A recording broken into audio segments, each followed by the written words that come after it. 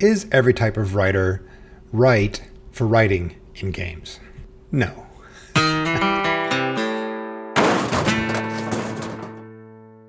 Welcome back, everybody. I am Chuck Beaver, and this is The Writing Wasn't Very Good, my web series dedicated to helping you avoid the pitfalls of video game writing.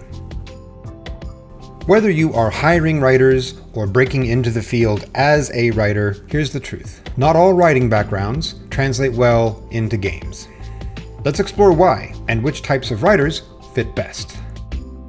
So to simplify this discussion, let's break down games into 3 broad categories based on their writing needs. Category 1, games that only need world building. So these games will be primarily mechanics-based games, and they won't have any kind of storytelling form in the frame.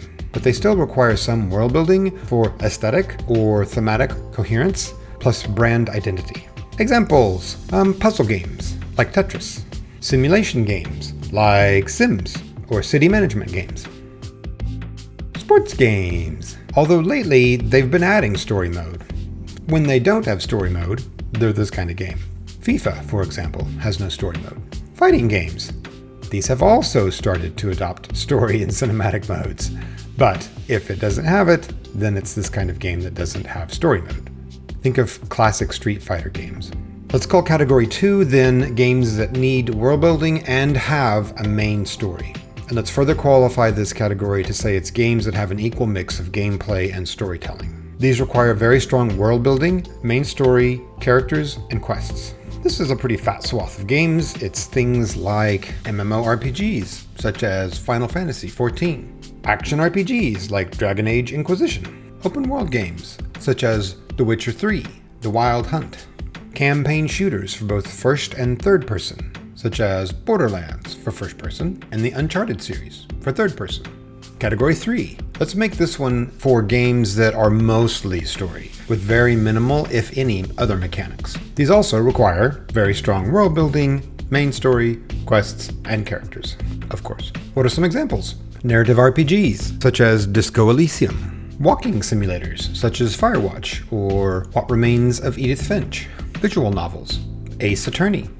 Now let's break down the types of writers who might be a good fit for these game categories. Can any type of writer fit with any type of game? Surprisingly, no. As we go through these, note that my analysis assumes that the writers have not cross-published in any other forms, and therefore only have experience in the single type of writing. Writer categories. Poets. They have very strong prose skills, they have emotive and sometimes flowery writing, and they excel in shorter form or poetic timelines. But their weaknesses for game writing will be in long-form narrative structure, character arcs, and visualizable world-building concepts. Oh, I forgot a big one, passive versus linear storytelling. So in conclusion, poets are probably ill-suited for game writing. How about content and technical writers? Their strengths are they're very good at practical, clear, concise, instructional writing, and it will be void of emotion or flowery prose. Their weaknesses will be that they will not have engaged deeply with long-form storytelling or world building or character development. So in conclusion, technical writers' skills are better applied in manuals, guides, and other game-related documentation, but not in the narrative-heavy game writing. Novelists. Overall, they have many strengths, which lie in world building, character development, and long-form storytelling. And since novelists have more relevant game writing skills, let's take a closer look at them and break down their abilities based on those broad game categories we discussed earlier. Category 1, for games that need world building only, novelists' strengths will be they can contribute meaningfully to world building, drawing on their expertise to create intricate, imaginative settings. The weaknesses in this category would be production design mismatch. Even though the world building needs in this mode are pretty mild compared to Category 2, novelists won't have the experience of being forced to craft all their world building in ways that can be visualized. So in conclusion, for this category, for novelists, moderate match. While novelists do bring a deep well of creativity for creating rich worlds, they might struggle to adapt to the straitjacket of visualization requirements.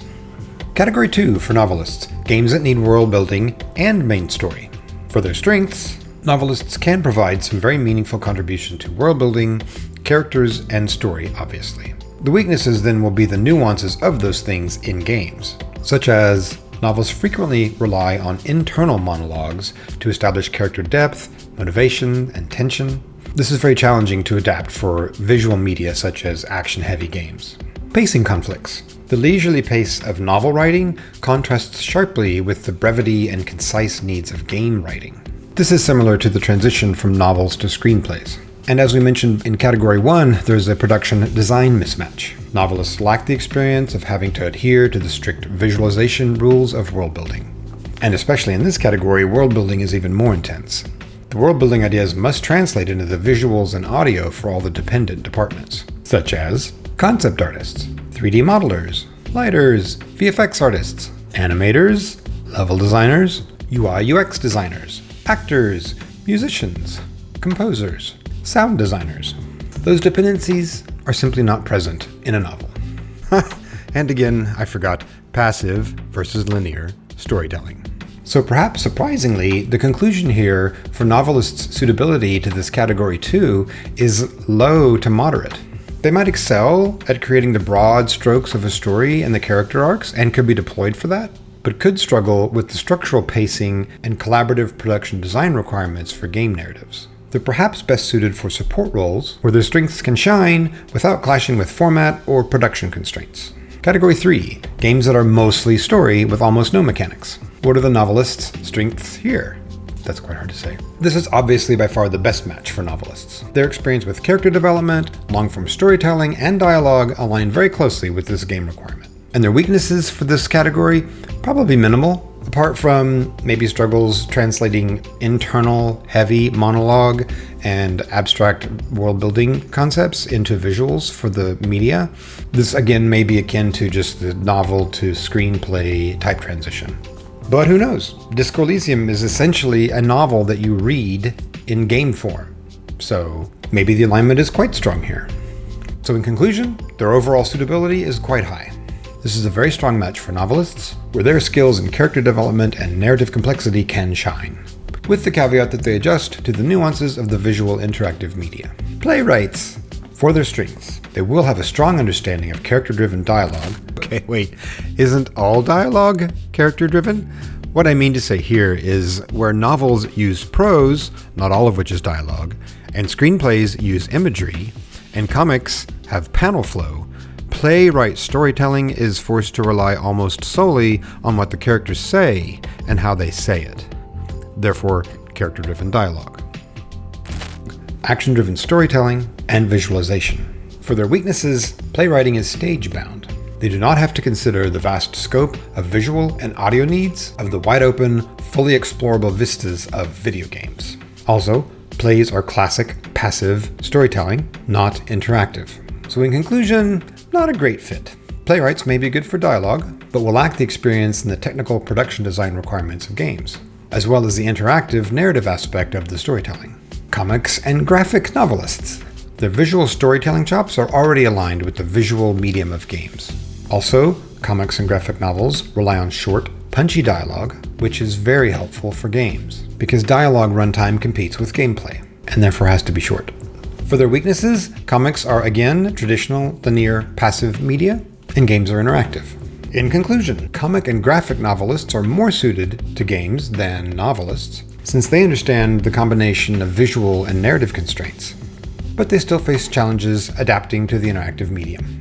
Screenwriters for TV and film.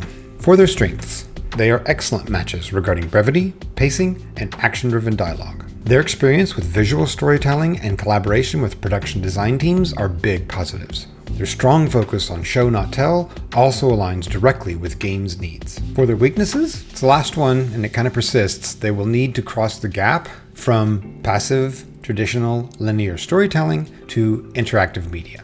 In conclusion, screenwriters are a great fit for games, especially in dialogue and scene structure, and world building, and visuals. The only thing they're going to have to adapt to is the interactive medium. The last type of writers I'm going to discuss are game writers, and there's no real need to discuss them, because if you're a game writer, you have everything you need. Okay, this was a short one. Let's do a recap over what we discussed. Writers from visual media, like screenwriters and comic and graphic novelists, tend to fit game writing better than novelists or playwrights. Game writing is a highly collaborative process with both game designers and visual artists, and demands skills that traditional prose writers may need to learn. You made it! Alright, that's the end of this episode. Like and subscribe if you're into the content we're doing here. We'll see you next time.